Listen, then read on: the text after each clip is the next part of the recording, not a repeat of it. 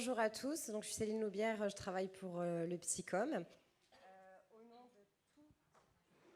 Au nom de tous les organisateurs, nous sommes ravis de vous accueillir à cette première journée d'études sur les mesures d'anticipation en psychiatrie. Donc, cette journée est le fruit d'une année de travail en collaboration entre plusieurs organismes et personnes. Donc, on remercie Advocacy France, le CHU de Saint-Étienne, le GHU Paris Psychiatrie et Neurosciences, l'APHM, l'association Prisme, Psycom, Santé Mentale France et l'UNAFAM. Donc, avant de vous donner des éléments très rapides sur le déroulé de cette journée, on voulait vous partager donc notre honneur de la présence de Monsieur le Ministre pour ouvrir cette journée. Et nous tenions à remercier également la délégation ministérielle et en particulier le professeur Franck Bellivier et Patrick Risselin qui nous ont soutenus depuis le début de nos travaux.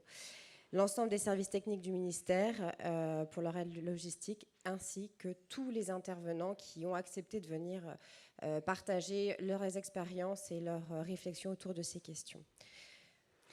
Merci Céline. On attend presque 220 personnes en présentiel. On est 700 personnes, plus de 700 personnes inscrites en visioconférence. Je rappelle aussi que cette journée elle est filmée. Vous pourrez la retrouver par la suite sur Internet.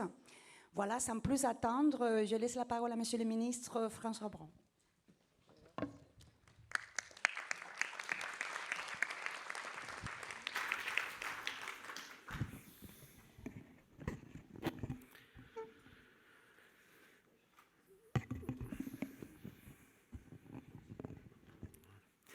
Mesdames et messieurs les représentants de personnes concernées et leurs proches, mesdames et messieurs les professionnels de santé, chers collègues, mesdames et messieurs les professionnels du secteur médico-social, mesdames et messieurs les représentants des administrations, des institutions, mesdames et messieurs présents ici et je crois également en vidéo, nous avons beaucoup de personnes en distanciel. C'est un plaisir de vous accueillir dans notre ministère pour cette journée d'études consacrée aux mesures d'anticipation en psychiatrie. C'est un sujet très porteur, j'en suis convaincu, une démarche qui a la vocation de se développer dans les années à venir pour concilier pleinement éthique et efficacité des soins. Je tiens donc tout d'abord à remercier chaleureusement le groupement des 8 organisations à l'origine de cette initiative. J'y suis d'autant plus sensible que je partage pleinement votre combat. J'ai déjà eu l'occasion de le souligner, notamment lors du lancement des travaux du Conseil national de la refondation le 3 octobre dernier. Je le redis avec force devant vous aujourd'hui, la santé mentale, la psychiatrie et les professionnels qui les font vivre sont l'une des priorités de ma présence au ministère.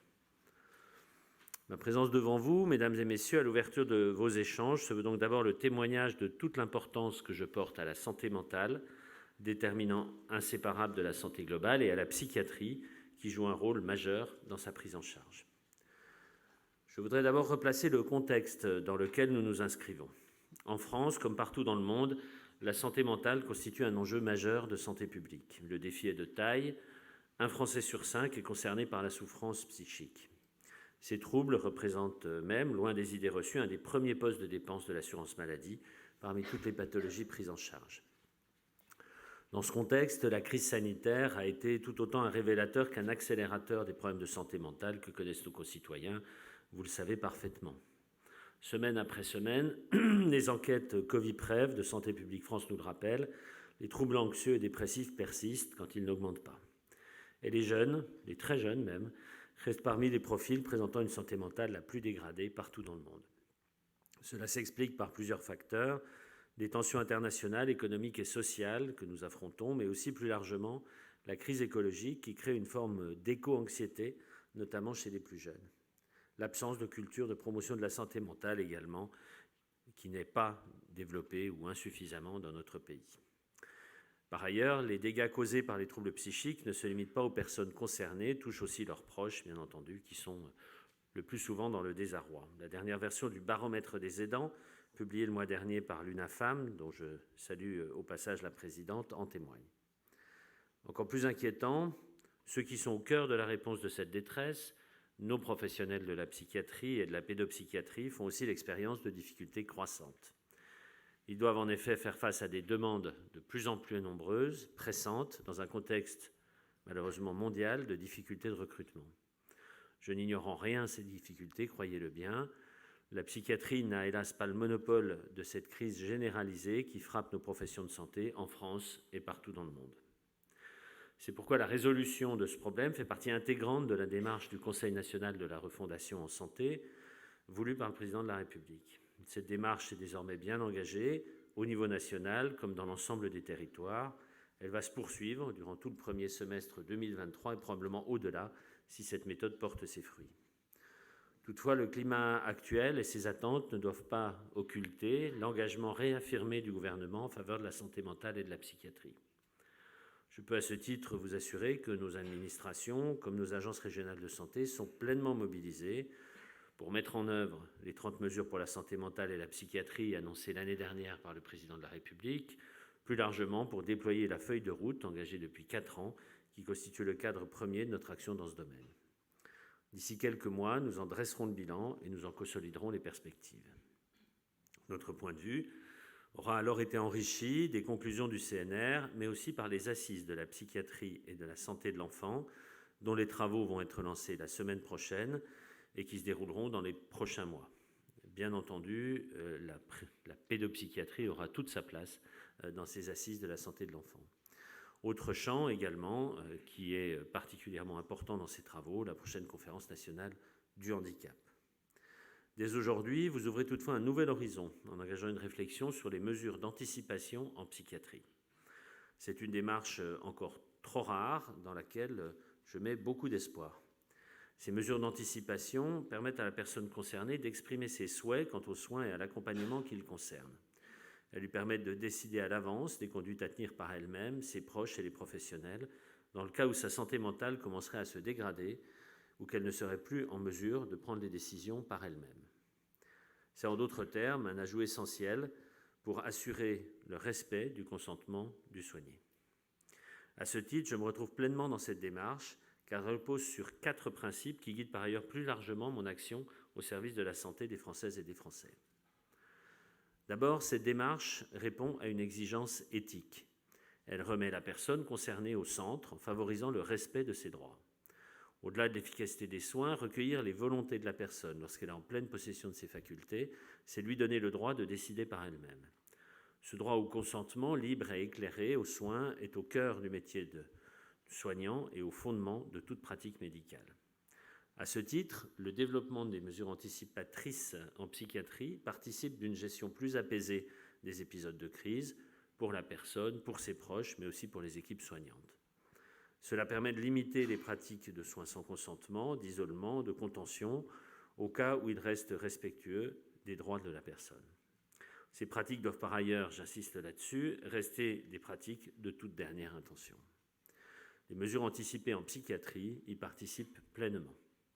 Par ailleurs, les mesures anticipatrices permettent de faire de la personne concernée un acteur à part entière de son parcours de soins, de son parcours de vie. C'est le deuxième point dans lequel je me retrouve. En faisant de la personne concernée un décideur de son soin, ces mesures participent pleinement à la démarche de rétablissement que nous entendons promouvoir. L'idée est simple, la consolidation de la santé mentale ne doit pas s'arrêter au pas de la porte de l'hôpital ou du cabinet du psychiatre. Beaucoup se joue dans l'après.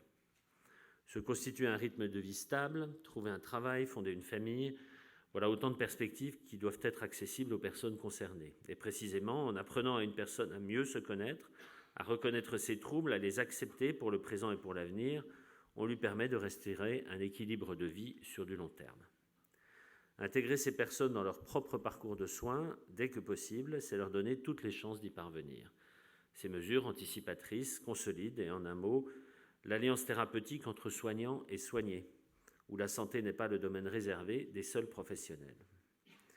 C'est le troisième principe que les mesures d'anticipation renforcent et qui me tient à cœur, au-delà même du champ de la santé mentale, à savoir l'approche interdisciplinaire et multi-acteurs. Les mesures anticipatrices convoquent avec et autour de la personne concernée et de son projet, ses proches, et ça ou ses personnes de confiance, l'équipe médicale, les accompagnants, voire les pairs aidants. Les mesures anticipées renforcent aussi les liens avec l'entourage. C'est en effet un droit trop souvent oublié, celui d'exercer sa parentalité, de maintenir ses liens lorsqu'on est malade. Ces mesures nous invitent plus largement à penser, construire et renforcer les coopérations entre les acteurs.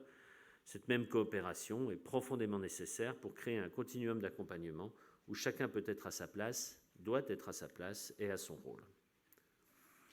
Enfin, ces mesures anticipatrices en psychiatrie s'inscrivent dans une démarche d'innovation que je défends pleinement. Cette nouvelle pratique répond à une logique simple. Nous devons tous ensemble faire bouger les pratiques à partir d'expériences concluantes pour une médecine plus humaine, plus accessible, plus proche des besoins et des attentes de nos concitoyens. Aujourd'hui, les mesures d'anticipation ont vocation à connaître un large développement. Elles sont prometteuses, mais elles posent aussi bien sûr un certain nombre de questions légitimes, notamment juridiques, et c'est tout le mérite de votre journée de les explorer. C'est précisément les démarches d'innovation de ce type que j'appelle de mes vœux pour l'ensemble de notre politique de santé et que je veux absolument encourager. S'agissant plus spécialement de la psychiatrie, je sais combien ces professionnels sont capables d'innovation. Ils l'ont démontré avec une formidable capacité d'adaptation durant la crise sanitaire. Ils le démontrent au quotidien dans nos territoires. Et je sais que la réponse à la crise de la psychiatrie, au défi de son attractivité, viendra aussi de cette capacité d'innovation, cette capacité à s'améliorer en continu, à bousculer les schémas d'organisation ou de pratiques bien établis, sans préjudice, bien sûr, des missions de base dévolues à cette discipline. Voilà, mesdames et messieurs, en quelques mots, ce que je souhaitais vous dire ce matin. La réflexion que vous engagez est, à mon sens, une preuve de plus du fait que la santé mentale, la médecine et notre société avancent. Soyez assurés que je serai particulièrement attentif aux résultats de vos travaux, en lien avec le délégué ministériel à la santé mentale et à la psychiatrie, le professeur Franck Bellivier et toute son équipe. La forte participation que vous êtes parvenus à mobiliser, si j'ai bien compté 200 présents plus 700 à distance, c'est quand même assez exceptionnel, témoigne déjà du succès de cette journée. Je vous en félicite, je vous souhaite surtout de fructueux échanges et je serai très attentif à vos conclusions. Je vous remercie.